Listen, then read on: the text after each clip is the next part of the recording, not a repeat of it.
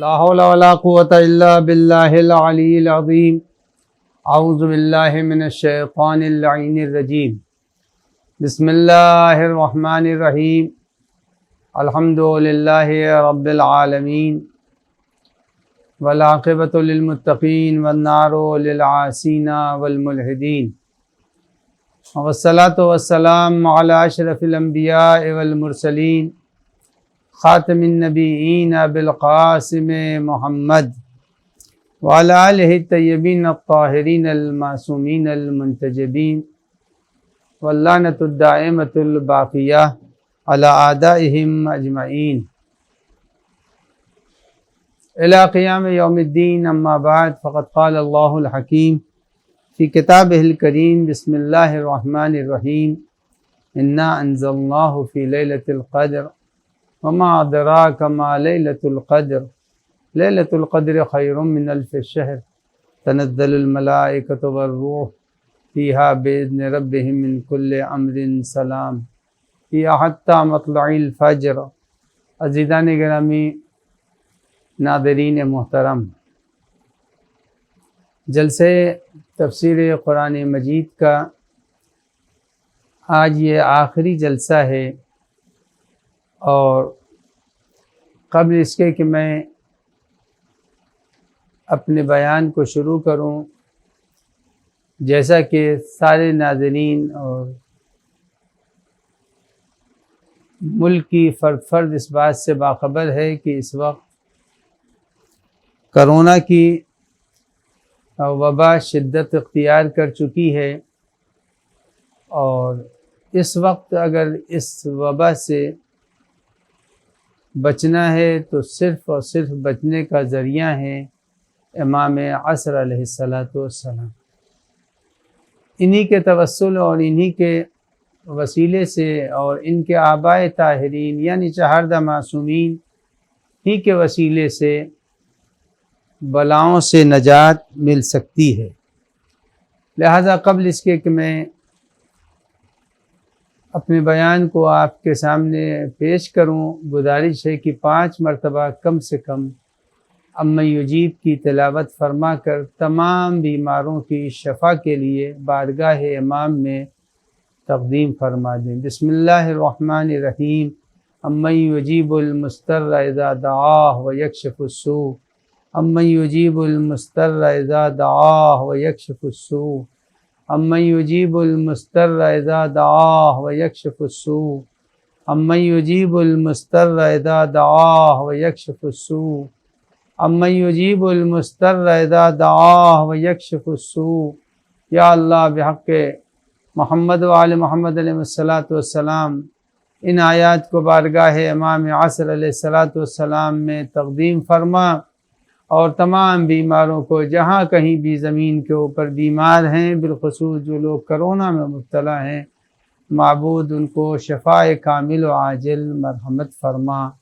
انک علی کل شیء قدیر. اللہم صلی علی محمد وآل محمد. تو میری گفتگو کل یہاں تک پہنچی تھی کہ پروردگار عالم شب قدر میں فرشتوں کو بارگاہ امام عصر میں بھیجتا ہے، اور یہ شب قدر میں فرشتے اول شب سے لے کر آخر شب تک سلام ہی حتی مطلع الفجر، یہ پوری کی پوری رات سلامتی کی رات ہے، یہ پوری کی پوری رات اللہ کی نعمتوں کے عام ہونے کی رات ہے. عزیزان گرامی، یہ بات ذہن میں رہنی چاہیے کہ فرشتے اللہ کے نیک بندوں پر سلام کرتے رہتے ہیں. دنیا میں بھی فرشتے سلام کرتے ہیں، اور مرنے کے بعد روبرو فرشتے آئیں گے اور آنے کے بعد امام کو سلام کریں گے، امام کو آنکھوں سے دیکھیں گے. فرشتوں کو امام کے چاہنے والوں کو فرشتے آنکھوں سے دیکھیں گے، اور امام کے چاہنے والے، اہل بیت کے چاہنے والے بھی فرشتوں کو آنکھوں سے دیکھیں گے.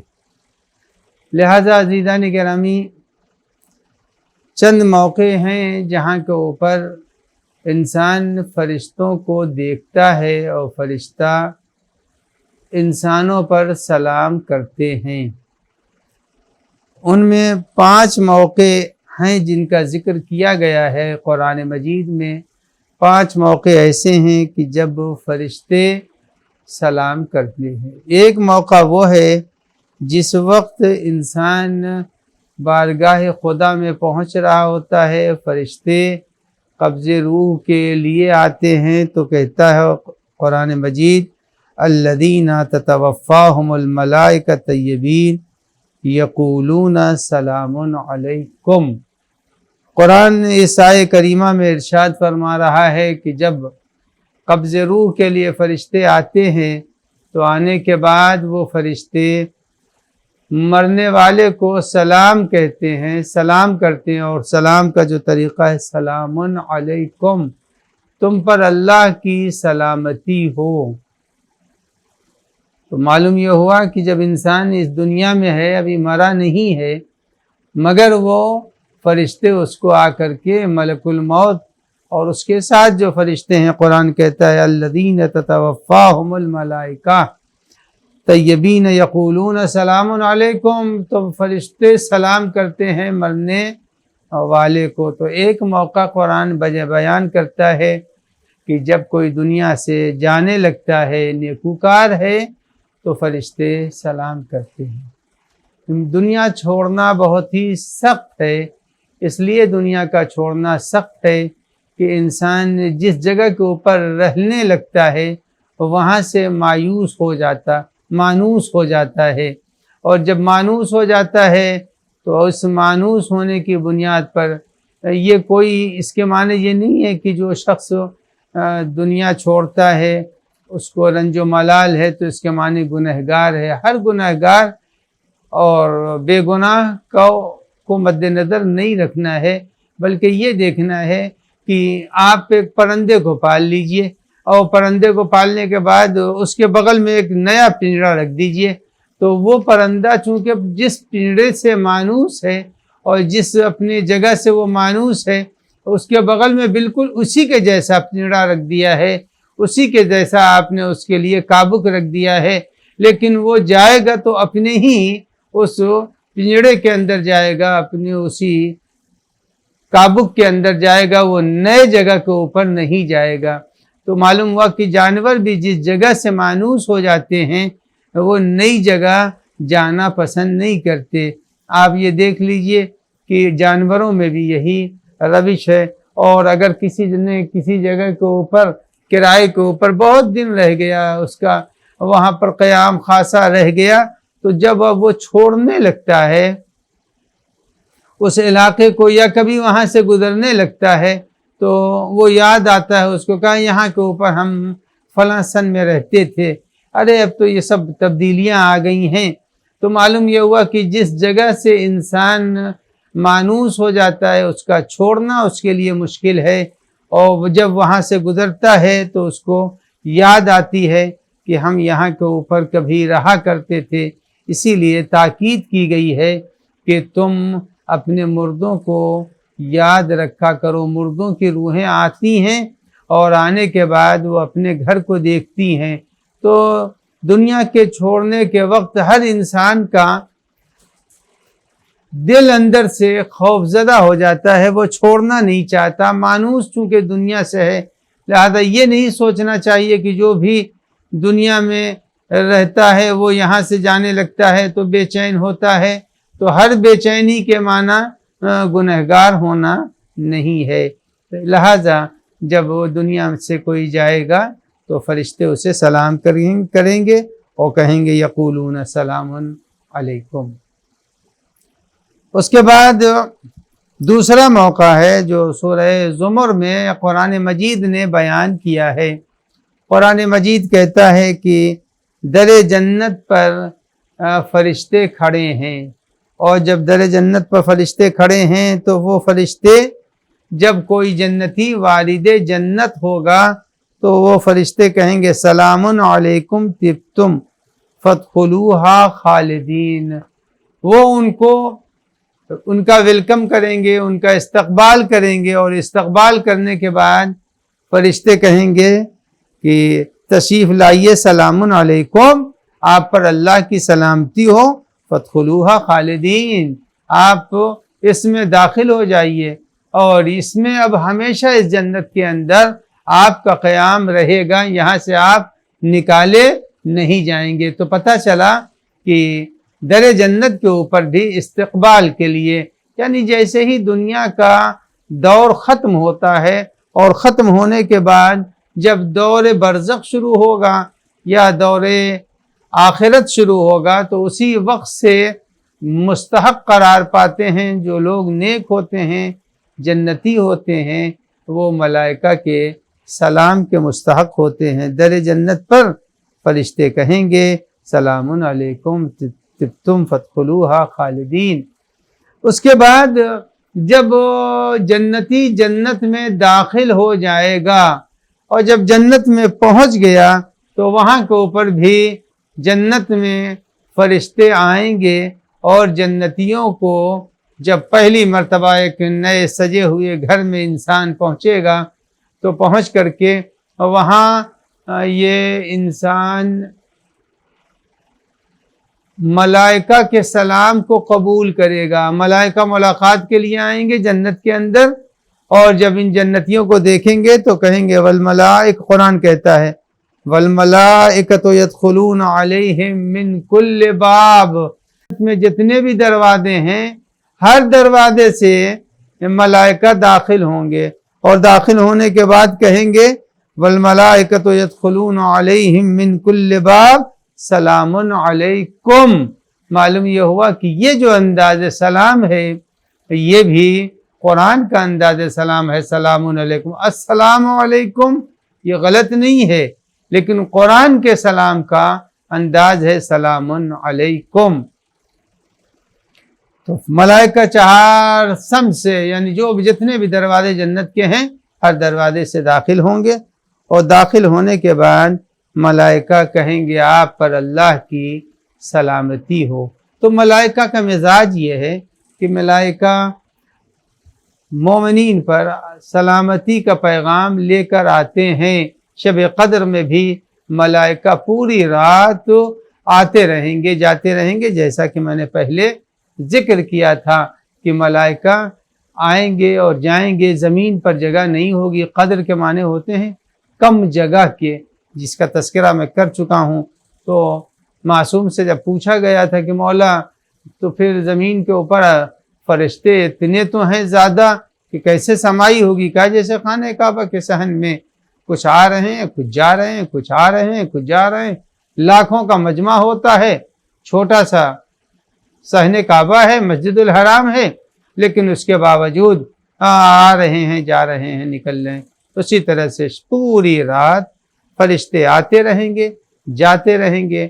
تقدیر انسان انہی راتوں میں طے کی جاتی ہے اور ہمیشہ طے کی جاتی رہے گی۔ اس کے بعد اب جنت تو پھر ایک جنت ہے، بڑی جگہ ہے۔ اس بڑی جگہ میں الگ الگ کمرے ہوں گے، رہائشی جگہیں ہوں گی۔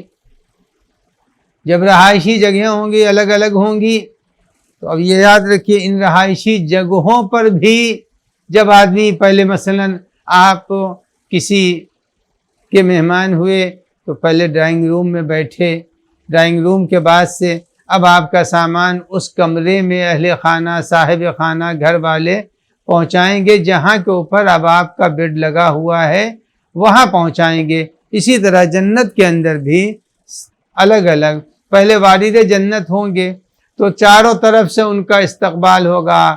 جس طرح سے بارات اترتی ہے تو پورے کا پورا گھراتیوں کا کنبہ ان کے استقبال کے لیے کھڑا ہو جاتا ہے۔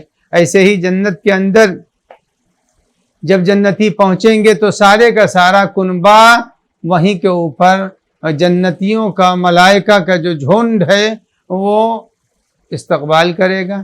اب جب وہ وہاں سے پھر پہنچائے جائیں گے اپنے کمرے میں، اپنی رہائشی جگہ کے اوپر.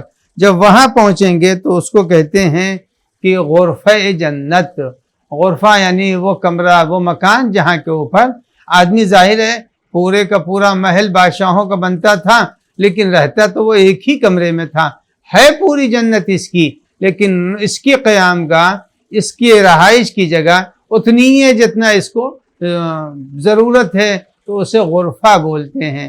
تو جب غرفہ جنت میں مومن پہنچے گا تو وہاں بھی ملائکہ سلام کریں گے اور کہیں گے سلام قولا من رب الرحیم. اب قرآن کہتا ہے یہاں بھی رب رحیم کی طرف سے آپ پر، یعنی اب تک ملائکہ سلام کر رہے تھے، لیکن جب جنتی اپنے غرفے میں پہنچے گا تو پروردگار عالم کا سلام لے کر کے ملک ان تک پہنچے گا اور کہے گا سلام قولا من رب الرحیم. تمہارا رب رحیم تم کو سلام کہہ رہا ہے، سب سے بڑا سلام اب انسان کو اپنے آخری ٹھکانے کے اوپر ملے گا. یہ ہے ملائکہ کے سلام کا انداز جس کو قرآن مجید نے بیان فرمایا ہے کہ انسان کو اللہ کے فرشتے سلام کرتے ہیں.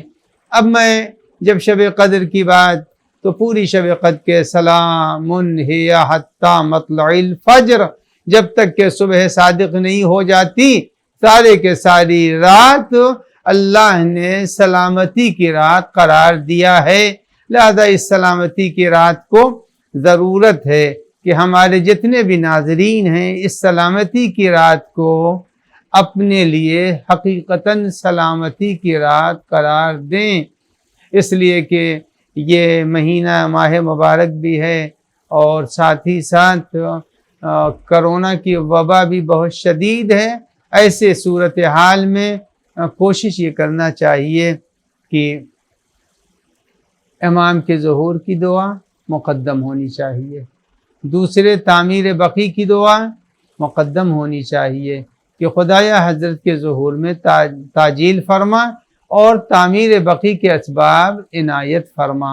سردار جنت کی قبر وہاں ہے، جنت المعلی جہاں کے اوپر جناب خدیجہ جن کی آج رحلت کی تاریخ ہے ان کا مزار ہے، جناب ابو طالب کا مزار ہے، جناب عبد المطلب کا مزار ہے، لیکن سب مسمار ہو چکے ہیں، فقط نشان قبر رہ گیا ہے.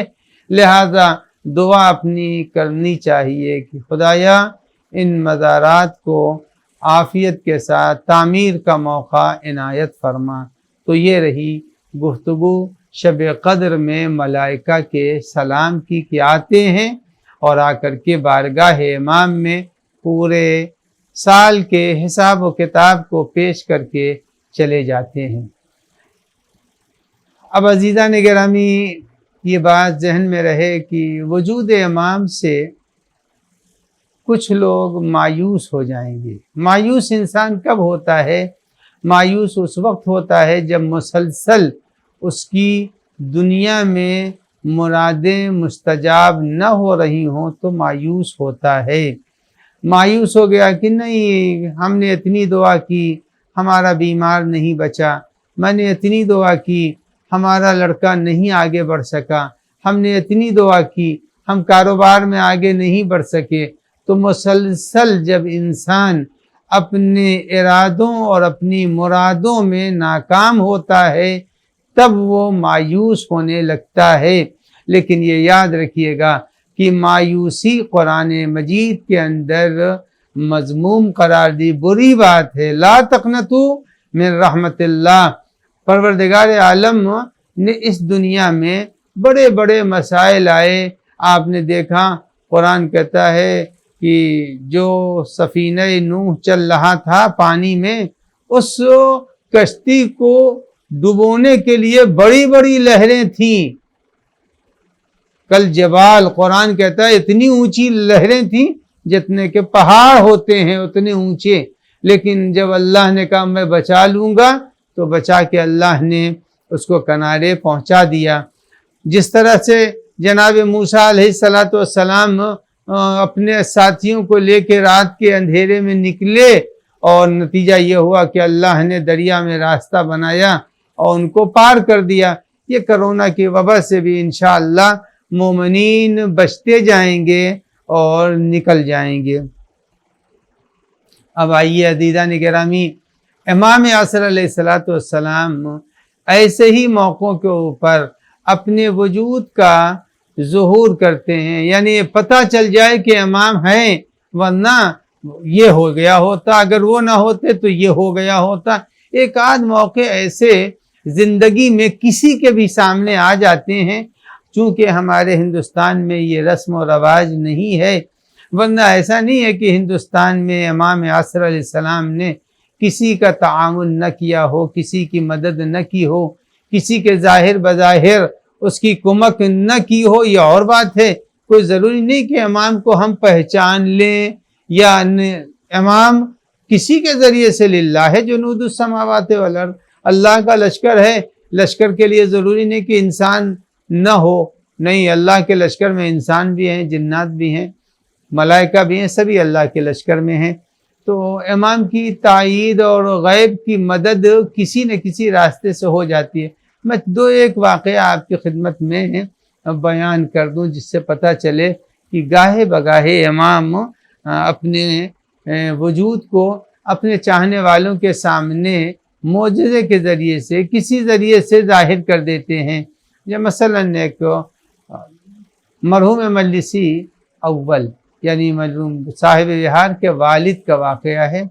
ان کے والد کا واقعہ یہ ہے کہ ان کو نماز شب پڑھنے کی بہت ہی خواہش تھی، لیکن وہ بہت سے لوگ ہوتے ہیں جو اپنے ذمے واجب نمازیں کر لیتے ہیں کہ فلاں کام ہو جائے گا تو میں نماز پڑھوں گا، مثلا فلاں کام ہو جائے گا تو میں روزہ رکھوں گا۔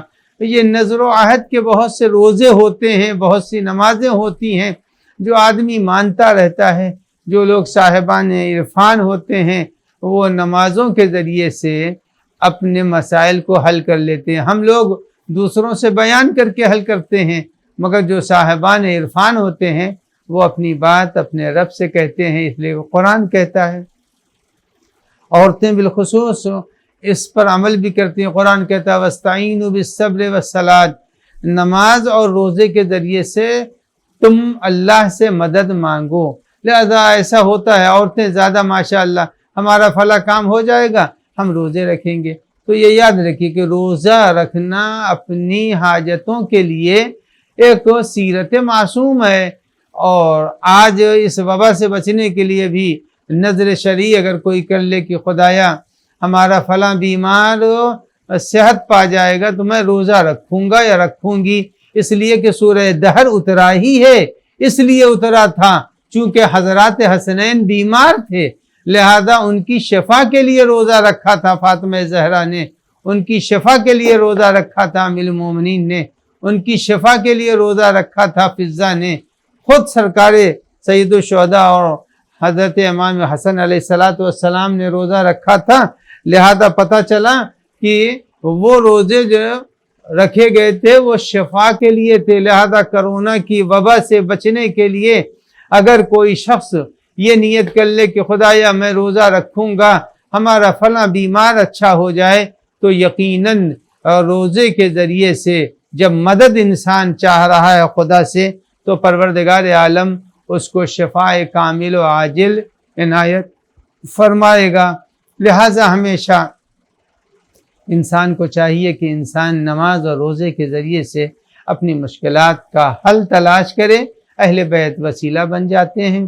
تو مرحوم مجلسی کے ذمے میں بہت سی واجب نمازیں تھیں، نذر کی، عہد کی، اجارے کی وغیرہ وغیرہ، اس لیے کہ علماء اور وہ بھی مجلس اول ہیں، صاحب بہار کے والد ہیں، صاحب تصنیف و تالیف ہیں، تو بہت سی ان کے اوپر نمازیں تھیں اور ان کا دل چاہتا تھا کہ وہ نماز شب پڑھیں، لیکن واجب نمازیں انہوں نے اپنے ذمے اتنی رکھی تھیں کہ جس کی وجہ سے وہ نماز شب نہیں پڑھ پاتے تھے، اٹھتے تھے مگر اب وہ اپنی واجب و قضا نمازیں جو کسی کے اجارے کی ہیں شاید وہ ادا کر رہے ہوں، یا جو انہوں نے نذر و عہد کے ذریعے سے اپنے ذمے کی تھی اس کو ادا کرتے تھے، وہ کافی مقدار تھی۔ لہذا ایک مرتبہ وہ بہت ہی دل شکستہ ہوئے اور ان کا دل نماز شب پڑھنے کو کرتا تھا، مگر وہ اپنی ذمے اتنی نمازیں کر چکے تھے، وہ پڑھ نہیں پا رہے تھے، سو گئے، اسی تفکر میں سو گئے کہ نماز شب کی جو برکت ہے وہ برکت بہرحال ہم سے چھوٹ رہی ہے، کیونکہ عسیٰ ان یبعثک ربک مقاما محمودا، قرآن مجید کہتا ہے کہ نماز شب کی وجہ سے انسان ایک بلند مقام پر پہنچ جاتا ہے۔ تو وہ نماز شب کی تمنا بہت رکھتے تھے اور اسی ملال میں وہ سو گئے۔ جب وہ سوئے ہیں اس ملال میں تو خواب میں انہوں نے امام زمان علیہ السلام کو دیکھا، تو امام سے کہا کہ مولا نماز شب پڑھنے کی بہت خواہش ہے لیکن میں پڑھ نہیں پاتا، کیا کروں؟ واجب نمازیں بھی ہمارے ذمے ہو جاتی ہیں اور اب میں نماز شب نہیں پڑھ پاتا ہوں، اسی کو ادا کرتا رہتا ہوں۔ تو امام نے خواب میں فرمایا ان کے کہ تم نماز پڑھو، اور کچھ باتیں انہوں نے اپنی اور ذکر کی، تو امام نے فرمایا محمد تاج سے مل لو۔ اب جب امام نے کہا فوراً محمد تاج سے وہ کتاب لے لو، تمہارے مسائل آسان ہو جائیں گے۔ خواب میں وہ کتاب بھی امام کے ہاتھوں سے لی محمد تاج کی، اور وہ دیکھنے لگے اتنے میں ان کی نیند ٹوٹ گئی اور خواب ختم ہو گیا۔ بہت افسوس ہوا کہ میں کتاب دیکھ رہا تھا امام کے حضور میں اور امام کی بارگاہ میں تھا۔ اب وہ پریشان ہوئے کہ یہ محمد تاج کے ہاں امام نے فرمایا کہ جا کے تم کتاب محمد تاج سے لے لینا۔ یہ بہت سوچتے رہے، ادھر ادھر، بعض ہمیشہ علماء کی طرف ان کا ذہن گیا، لیکن اچانک جب اسی دن یہ گزر رہے تھے کہ ان کو ایک بہت قدیمی دوست جن کو یہ بھول بھی چکے تھے، جن کا نام تھا محمد تاج، ان کا آمنا سامنا ہوا، روبرو ہوئے، تو انہوں نے کہا کہ طلبہ ہم سے کتابیں لے جاتے ہیں، دیتے نہیں، آؤ تم کو جو کتاب لینی ہے میرے یہاں سے لے لو۔ تو اب مجلسی اول یعنی صاحب بہار کے والد کو وہ لے کے محمد تاج اپنے گھر میں گئے، اور وہاں انہوں نے اپنے الماریوں میں جو سجی ہوئی کتابیں تھیں وہ سب دکھا دی اور کہا جو اس میں سے لینا ہو تم لے لو۔ اب وہ اس میں تلاش کرتے وہی کتاب ان کو مل گئی جس کتاب کو خواب میں وہ امام سے لے کر پڑھ رہے تھے۔ تو معلوم ہوا کہ بسا اوقات ایسا ہوتا ہے کہ امام عصر کا تعاون اور امام کی تائید ہو جائے اور اس کی وجہ سے انسان اپنی ان نا امیدیوں کو امید میں بدل دیتا۔ کوئی ہے جو ہماری پشپناہی کر رہا ہے، تو بسا اوقات ایسا ہوتا ہے کہ امام عصر علیہ السلام اپنی قوت امامت سے خواب میں آ کر کے انسان کے مسئلے کو حل کر دیتے ہیں، کبھی ظاہر بظاہر بھی۔ مثلا ایک بزرگ تھے جن کا نام تھا نجم اسود کا، یہ دونوں میاں بیوی نابینا تھے، اور جب نابینا تھے تو ظاہر ہے نابینا کی زندگی کے مشکلات، اندھے دونوں تھے، کیا ہوتے ہیں سبھی اس جانتے ہیں اور سبھی کو اس کا اندازہ ہے۔ لیکن ایک مرتبہ امام عصر علیہ السلام سے توسل کیا نجم اسود کی بیوی نے، تو امام نے ان کے آنکھوں کی روشنی پلٹا دی، اور جب پلٹائی تو انہوں نے دیکھا، امام کو دیکھا بھی۔ امام نے فرمایا اپنے شوہر کی خدمت کیا کرو، اور یہ خدمت تم کو سلامتی کا پیغام دے گی، تمہارے لیے بخشش کا ذریعہ ہے نابینا کی خدمت کرنا۔ تو کبھی کبھی ایسا ہوتا ہے کہ اہل بیت علیہ السلام کی طرف سے، چاہے وہ امام زمان ہوں یا کوئی ہمارے گزشتہ ائمہ طاہرین علیہ السلام میں امیر المومنین سے لے کر کے امام حسن عسکری علیہ السلام تک، ہر دور میں کچھ نہ کچھ ایسے معجزات ہو جاتے ہیں جس سے انسان کے اضطراب میں فرق آ جاتا ہے اور مطمئن ہو جاتا ہے۔ مثال کرامت الصالحین نام کی جو کتاب ہے اس کے اندر ایک واقعہ میں نے دیکھا جس سے اندازہ ہوتا ہے کہ امام کے وجود اور ان کی برکتیں ہر انسان کے شامل حال ہیں۔ ایک بندہ مومن تھے، تہران کا واقعہ ہے، بہت خدا رسیدہ تھے، بہت اللہ والے تھے، بہت ہی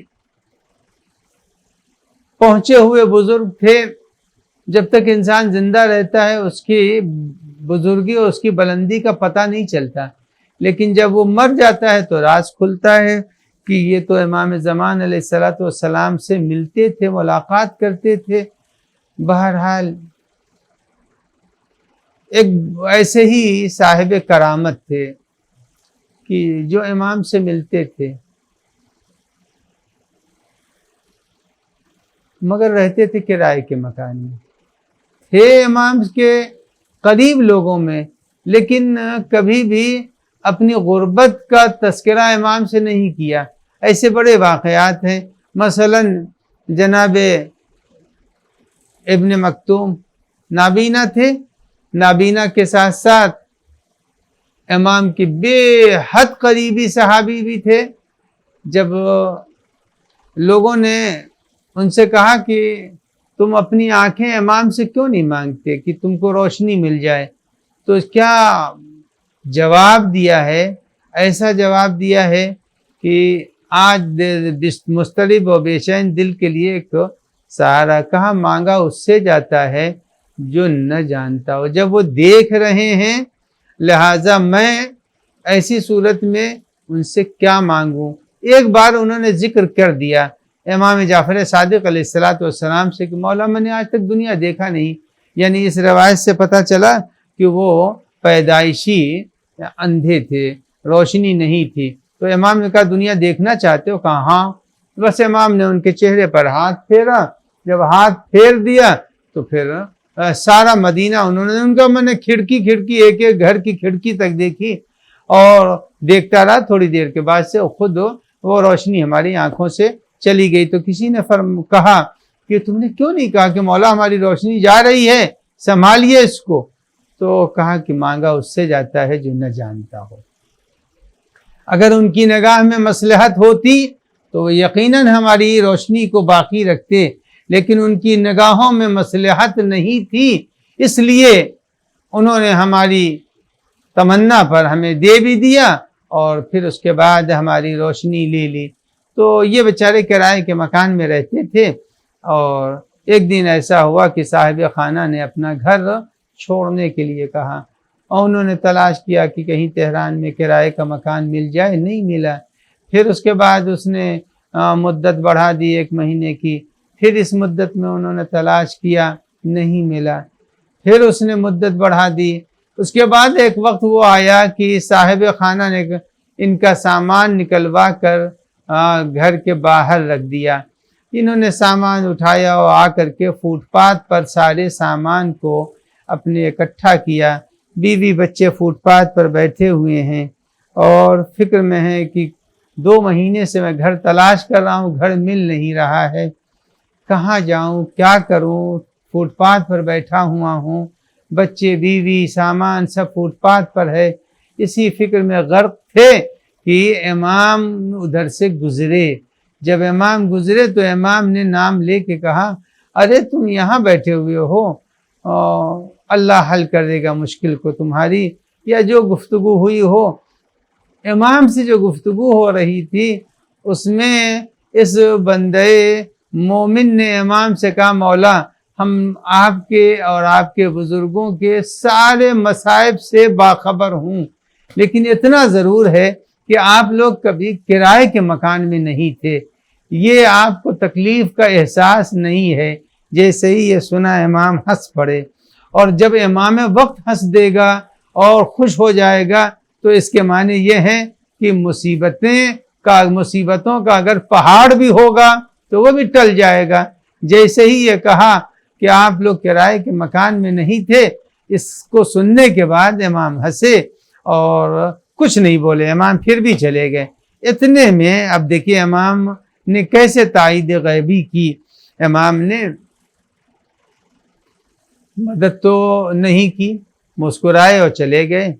ایک صاحب آئے اور آنے کے بعد جو انہوں نے دیکھا، کہا ارے تم یہاں پڑے ہوئے ہو، ارے ایک مکان بک رہا ہے فلاں جگہ کے اوپر، بڑے معمولی قیمت کے اوپر، چلو تم اس کو خرید لو، تمہارے لیے بھی آسان ہے، کرائے کے زحمتوں سے بچ جاؤ گے۔ انہوں نے کہا چلیے دکھلائیے۔ وہاں پر پہنچے تو وہ صاحب خانہ جن کو مکان بیچنا تھا، انہوں نے کہا اچھا آپ لیجئے گا تو چلیے میں آپ کو اور کم دے دیتا ہوں۔ یہ ہے امام کے چاہنے والوں کا انداز۔ لیکن ماشاءاللہ آج دنیا کے اندر ایسے افراد ہیں، کہنے کو تو مومن ہیں، کہنے کو امام کے چاہنے والے ہیں، لیکن اپنے مکان کا کرایہ بھی ہر سال بڑھاتے ہیں اور ساتھ ہی ساتھ اپنے کرایہ دار کو ستاتے بھی ہیں۔ لہذا حقیقی امام کا چاہنے والا وہ ہے جو امام کی روش کے اوپر، امام کے چاہنے والوں کے اوپر رحم کرے، محبت کرے، ان کے ساتھ اچھا سلوک کرے۔ یقیناً شب قدر میں ہم کو دعا کرنی چاہیے کہ خدایا بارگاہ امام عصر میں ہم سب کو بہترین عزت، کرامت، بزرگی نصیب فرما۔ والسلام علیکم ورحمۃ اللہ وبرکاتہ۔ میں آج کی اس تقریر کے خلاصے میں سوال یہ کرنا چاہتا ہوں کہ وہ کون سے بزرگ تھے جنہوں نے خواب میں امام کے سامنے حضرت سے کوئی کتاب لی تھی اور پڑھا تھا؟ اس کا جواب چاہیے، اور آپ حضرات سے گزارش ہے کہ ان مومنین اور مرحومین کے لیے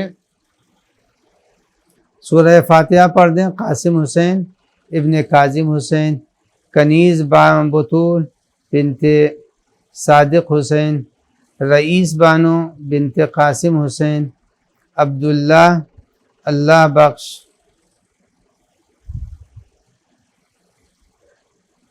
طاہرہ بانو بنت رضا حسین، زاہدہ بیگم بنت رضا حسین۔ بسم اللہ الرحمن الرحیم، الحمدللہ رب العالمین، الرحمن الرحیم، ایاک نعبد و ایاک نستعین، اہدنا الصراط المستقیم، صراط الذین انعمت علیہم غیر المغضوب علیہم ولا الضالین۔ بسم اللہ الرحمن الرحیم، قل هو اللہ احد اللہ الصمد